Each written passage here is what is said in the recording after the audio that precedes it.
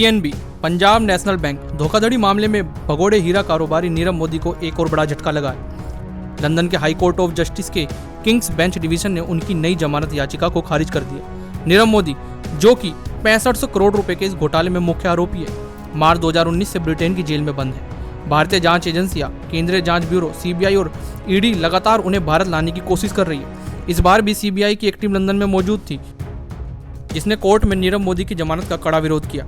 इसके बावजूद यह उनकी 10वीं कोशिश थी जिसमें वे नाकाम रही।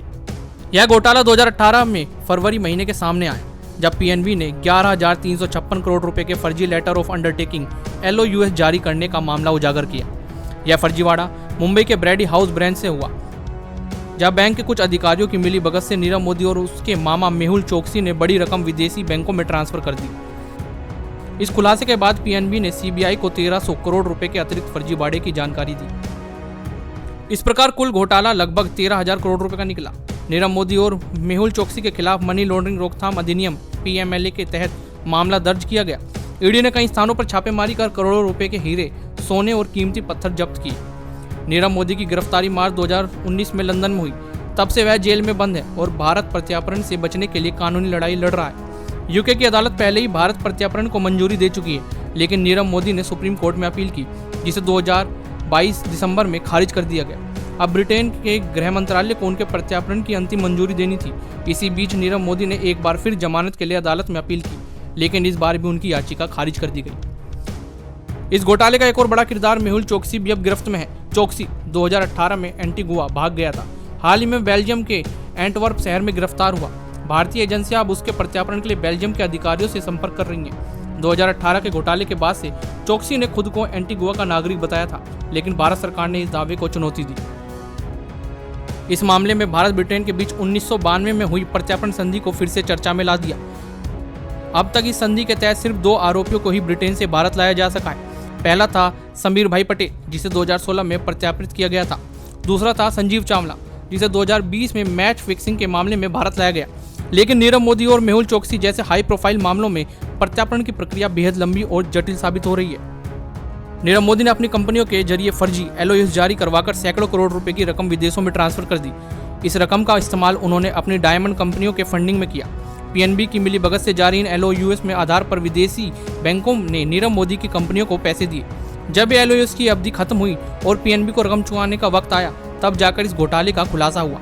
यह मामला न केवल बैंकिंग सिस्टम की खामियों को उजागर करता है, बल्कि यह भी दिखाता है कि कैसे सत्ता के करीबी कारोबार अपने रसूख का इस्तेमाल कर कानून के शिकंजे से बचने की कोशिश करते हैं।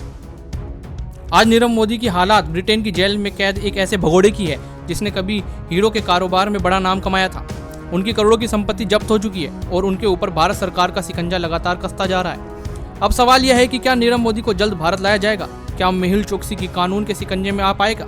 क्या भारत ब्रिटेन प्रत्यार्पण संधि का यह मामला भारतीय न्यायपालिका के लिए एक बड़ी सफलता बन पाएगा? इस पूरे मामले में न केवल भारत में सबसे बड़े बैंक घोटाले की पोल खोल दी, बल्कि यह हमारी न्याय व्यवस्था और अंतर्राष्ट्रीय सहयोग की ताकत को भी परिचायक है।